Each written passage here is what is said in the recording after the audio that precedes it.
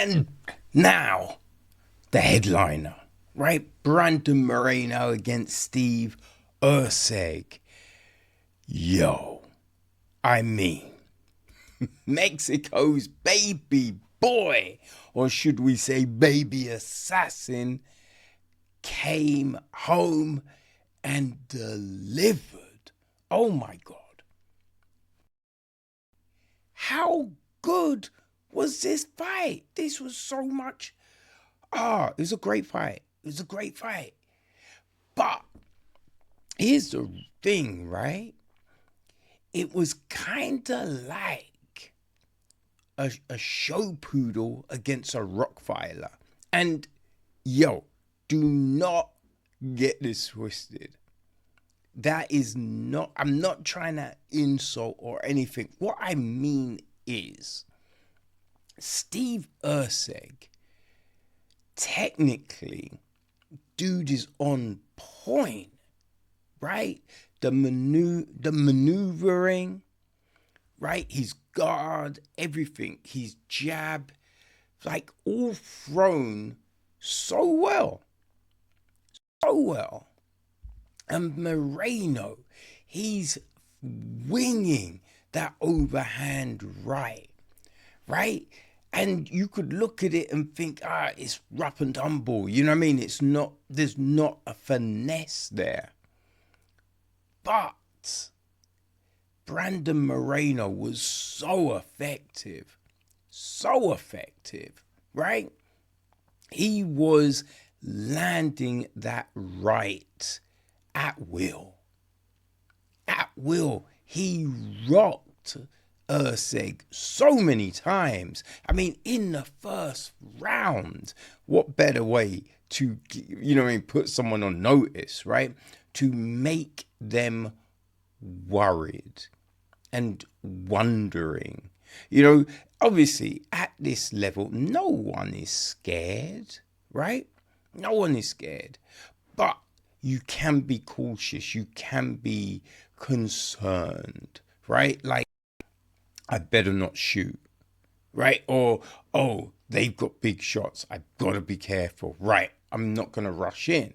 Where maybe that's your, been your game plan in all previous fights.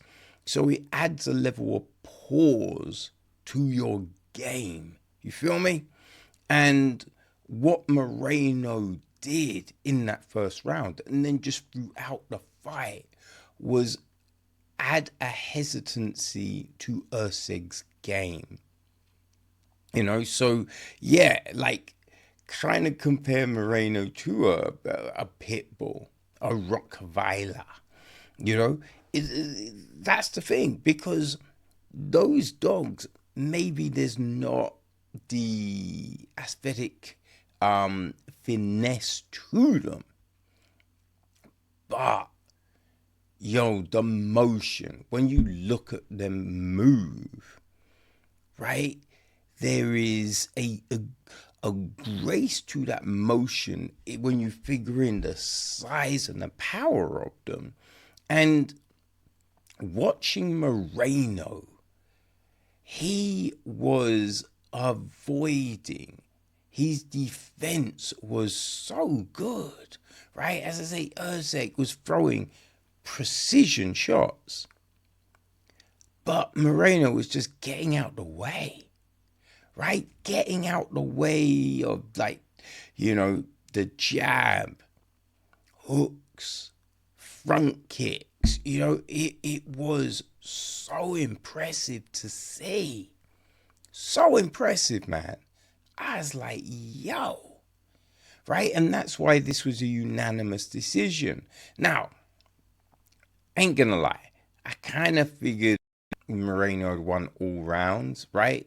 The judges gave it 49-46 across the board. But yeah, I kind of just thought Moreno won every round. Now, definitely Erceg had a better round two. He was more effective in round two, but I still think Moreno landed the better shots, right? The more powerful shots. And it's not to say Erceg was bad in this fight, right? He was a little hesitant. I don't think he shot one takedown, you know, whereas Moreno took him down in the last round, right? Or was it the fourth round? He took him down towards the end, you know. And so I think what we saw was Erceg, you know, thinking, okay, I can't rush because when I rushed in the last fight, I got knocked out. Right? So we have that, and then trying to think about what he's doing because he did, you know, because the Pantoja fight was so close. And, you know, as everyone and their nan knows, it could have come down to that last takedown attempt that he made, and it all went wrong. Right? So I think Erceg thinks about that stuff, right? So he doesn't want to get caught in those situations, but that added a hesitancy to the game, which you couldn't have because Moreno was just pressure. I mean, what do you do next, right? What do you do next? Now, the consensus thought is that Kai Kara France gets the next shot at Pantoja. And I think some people might think, oh, it'd be good for, you know, Kara France to win because then that's you know, it's a different matchup for Moreno to jump in. But I kind of think if Kara France was to win, surely Pantoja gets a rematch. You know, so I think maybe the best thing would be for Pantoja to win to get Moreno to have a shot. Or would it be Cap next? I don't know. Right? I think it does definitely depend on where they're looking to do the fight. Because if this fight was to happen, you know, on September the 4th, I think that's it, Mexican Independence Day. If it was to happen then maybe you do want Moreno, right? So I think it definitely depends on when this fight is, to who gets that, and obviously who's healthy, right? A matchup might get announced, but I would say to everyone in that division, be healthy, be ready. You know what I mean? Because if anything goes wrong, you might get the call, right? And wouldn't you rather be ready than get the call 2 weeks out, thinking to yourself, okay, I should take this fight because I'm probably fourth on the list if everyone's healthy. So this is my opportunity to jump the line. Right? So you're going to take it, but wouldn't you rather be ready? So yeah, everyone in that, you know, upper echelons of the division, they need to be in the gym. They need to be watching their weight because who knows what could happen. But I cannot wait. Because there's so many intriguing matchups here that it's going to be fun either way. But Brandon Moreno, man, he just keeps establishing himself as that future Hall of Famer, right? That Mexican legend, the cat that we will be talking about in years to come.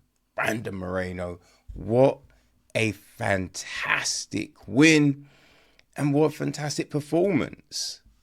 I'd be intrigued to see what Erceg does next. Right? A little bit more urgency. You know, I think thought about the weapons, right? Use the leg kick, use the front kick more. You know, and mix things up, throw it with some takedown.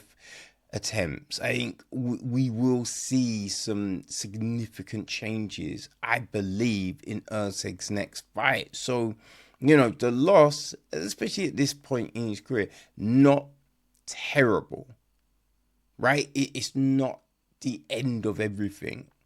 But I think if he can take things away, it will be okay. Now, if he doesn't, then there's a problem. But, seeing how I think cerebral Erceg is, I think there will be changes. So, man, I can't wait to see what happens on both accounts.